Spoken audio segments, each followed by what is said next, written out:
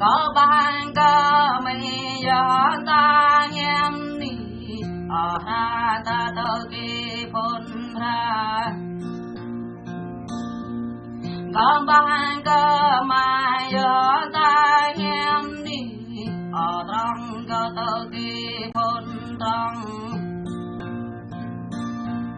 có ban cơ giông cười là cao em đi về nương cơ tơ kỳ phun về nương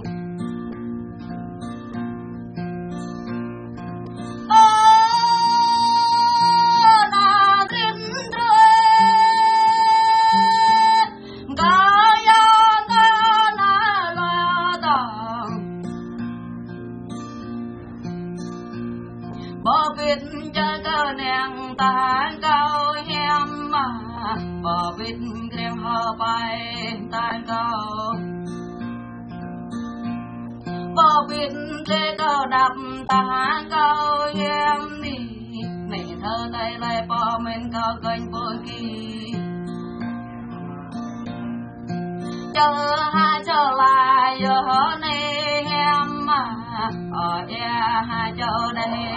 giờ này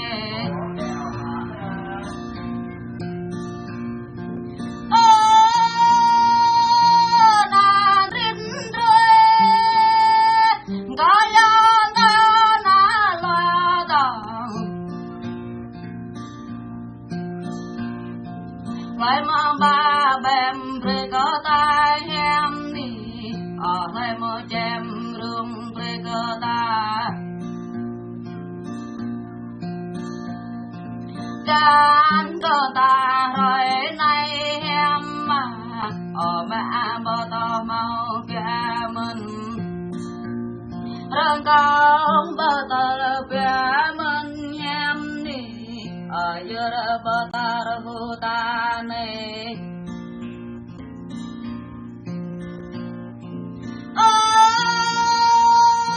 nàng riết rồi